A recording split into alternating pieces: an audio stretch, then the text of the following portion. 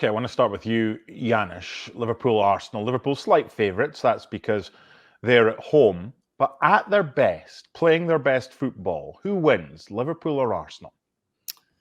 Ooh, I mean, such different styles, right? I mean, it's not that it's. I mean, it's always difficult to say when massive clubs meet, but that's such a different style. I think that Arsenal is probably a little bit better yet, because I think if you look at Liverpool, I think everybody's maybe a little bit surprised. I suppose except the maybe Jurgen Klopp and the team where Liverpool are, because that's still a rebuild. I mean, Arsenal are now, as we've mentioned, they had to learn last season, and at this stage they have almost everything. Right? We can argue that they could use another striker or maybe player or two. I think every team can do that. So I would have to say Arsenal. But I mean, obviously, if Liverpool are at their best and finishing their chances, and we saw what they're capable of against Manchester United, a poor one at that, of course. Manchester United went to Anfield and looked like a mid-table team. No questions about that. But I think Arsenal slightly, Mark.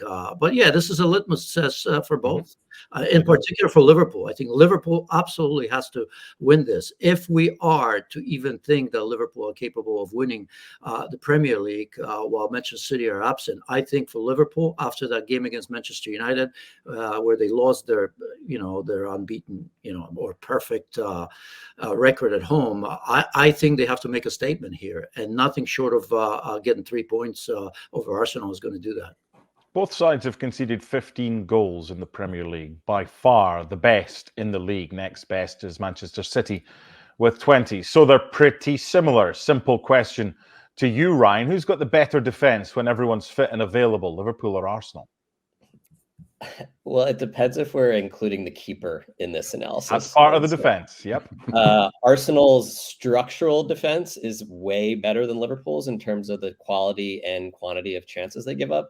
They're like on a pretty close to historic pace in that regard. Liverpool, you don't even need stats for me to tell you this. Like, there's plenty of moments each game where it just seems like there's 3 guys scrambling with 4 attackers running at them full speed. And most of the season, they've been able to deal with it because they have who, in my opinion, is like by far the best keeper in the world in Alisson. So I think, have we seen Alisson stand on his head for a full season? Pretty much every season of his career, he's done that. So I think we can bank on that. But I think Arsenal are just much better at overall limiting chances against their opponents. So I would give the edge to Arsenal. Okay, Bill, Liverpool have scored 1 more goal, albeit find themselves 1 point adrift. Most of the other stats are pretty similar. You can't mix and match. You're not allowed. This is my rules. So is it Liverpool's front 3 or Arsenal's front 3 or front 4 that you would take? You're only allowed 1. Liverpool has Mo Salah, and therefore Liverpool. I trust that attack.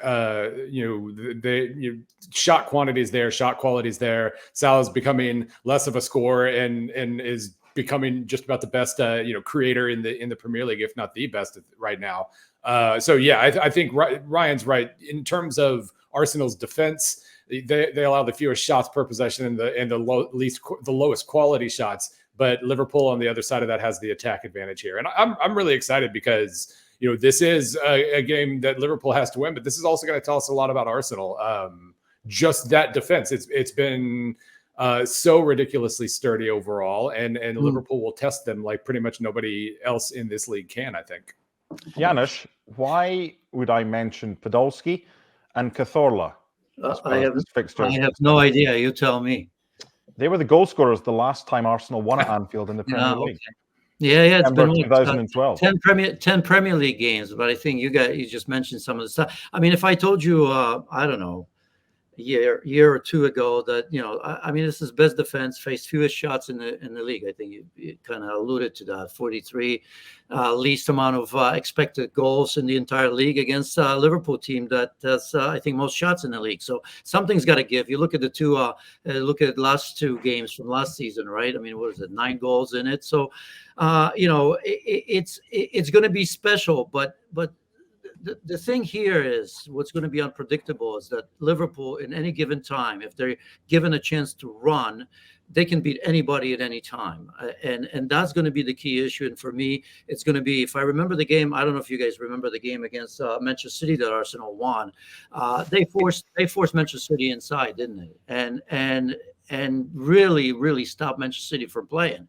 And I wonder if this is the same sort of game, because obviously in the wide areas, Liverpool has strength. If that happens, if they look at that game and play to that level, then Arsenal will have a chance. But as I said, not just because they're home, but the pressure for me really is here on Liverpool, because they have to let everybody know if they're here for real or not, because these games against the big clubs are going to matter this season, because you have so many teams. I mean, it's always been the case. We always say, in the Premier League, anyone can beat anyone. But what's happening right now, that there are no gimmies, truly no gimmies. There's going to be points taken away from each other. And I think these big games actually matter more so than in years past. Well, it wasn't too long ago, Janusz, that there was a big game at Anfield, a really big game, Liverpool against Manchester United, and it was a bit of a damp squib. I think Arsenal's tactics are going to be slightly different. But going back to what Jurgen Klopp was talking about, the atmosphere at Anfield, it's been the same at Old Trafford at times. It's been the same at the Etihad. It's been the same at Stamford Bridge.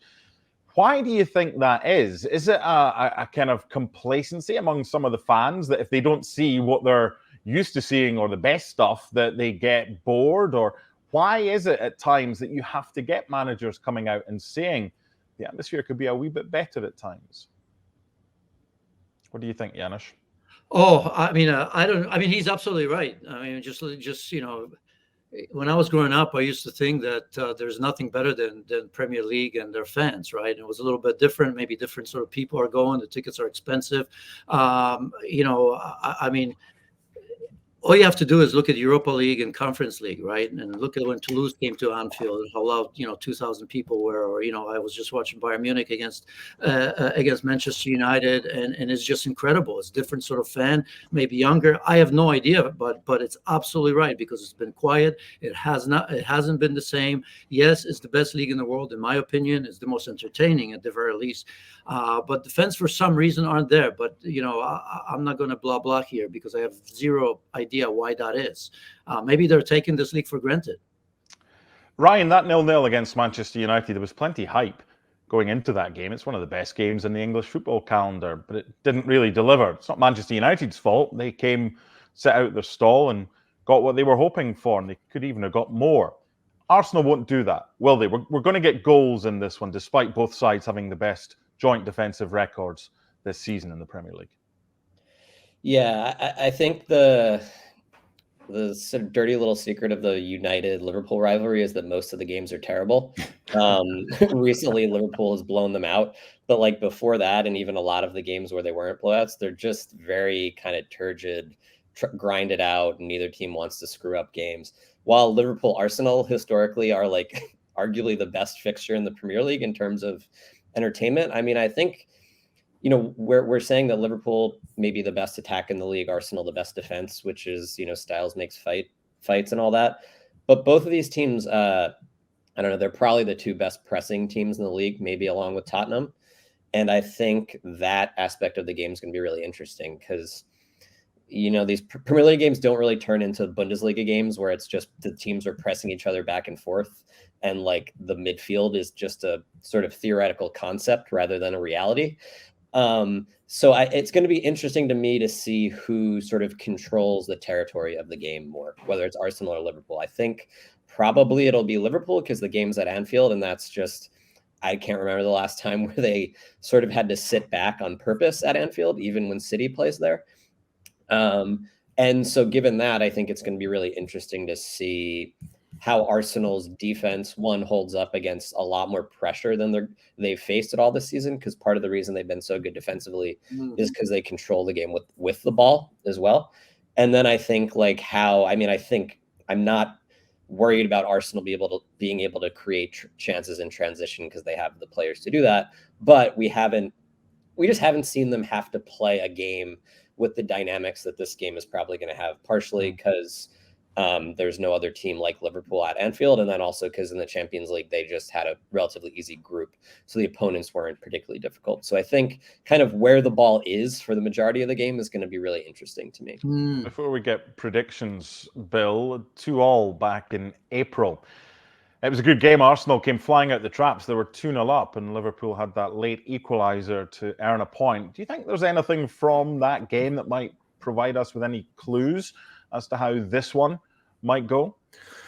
If there are clues from that game, it favors Arsenal, I think. They really, first 25, 30 minutes, they were about as good as they were all spring, basically. And, the shot count was 5-3, but they had all the good shots. And it was really one-sided. And the moment that second goal goes in, they barely attempted a shot the rest of the match, and Liverpool just slowly worked their way in and pretty much dominated the second half. I do think, if there are lessons from that, it's Arsenal knows what they can do there. They're better at it right now. They can probably do it for more than 30 minutes this time. I think that was, as strange as it may sound, I mean, they blew a 2-0 lead. I think that was a good experience for them and showed what they might be capable of. And right now they're capable of just about anything in the league, I think. Janusz, in midweek, Arsenal didn't play. Liverpool did, albeit it was a few changes made for the 5-1 Carabao Cup win over West Ham. Any issues for you that Arsenal might just shade it because they might be a little bit fresher? Yeah, I don't know about that. I think, 5-1, that's a pretty good result after what happened against Manchester United. So I think players will take that on, right? Managers and Jurgen Klopp has mentioned that, of course, because they like to do that. But I think for a big game like that, I don't think it's going to be an issue for, you guys were talking, I actually think that for Liverpool it would be better if they somehow can play in transition here, because I do think that midfield Arsenal is going to control more of the ball. So I think the key here will be for Liverpool to maybe use their press early on, use Anfield early on, and maybe score first, because recently they have been coming back late in games and getting some results where maybe they didn't necessarily deserve to, but they showed that character. But I think the control of the midfield, some of the issues Liverpool have in general, they're still rebuilding it for once, and two, obviously, no McAllister. So that midfield, if you compare it to Arsenal's midfield, I think advantage Arsenal there, because Odegaard's been lights out. Declan Rice's been lights out. Even Kai Havertz's been scoring. What's he got, like 4 goals in 7 games in all competitions or something like that. So he's been doing pretty well. Where, okay, Szoboszlai finally scored, which is a positive. Endo, okay, he's no Declan Rice, at least not just yet. And then there's an issue. I think Curtis Jones, on the back of the performance that he had against West Ham, absolutely has to start, and probably will, because Gravenberch is probably not 100%. But I think that's the area. And I almost think that after the first 15, 20 minutes, I think Arsenal will take the ball, and that's not necessarily going to be too bad for Liverpool, because they're so much better when they can play in transition. Okay, time for predictions. Janusz, what do you got? You know me, I have to. I don't want to give away my biases here, but I think because Liverpool absolutely has to win that, as I've mentioned a couple of times, I think they will. 2-1. Liverpool has to win that. 2-1 Liverpool. Okay, Ryan, what do you got? Yeah, I'm a believe it when I see it type thing with Arsenal finally doing anything at Anfield. So I'm going 2-1 as well with Liverpool. I don't see Liverpool shutting out a big team, but I see them winning. Bill. Well, I wrote really nice words about Arsenal this week, so I really expect Liverpool to win 5-1 or something. But I won't hedge. I'll stick with it. I think they're a more mature team than they showed last year, and they'll hold on this time. I say 2-1 Arsenal. Okay. Well, there's something that's missing, and no one's picked the draw. I'm going to go for a repeat. 2 again. What happened? Yeah, I think there'll be goals. I think you can hype games, and there's always that worry. Liverpool, Man United, is it going to live up to that? There's no worry about this.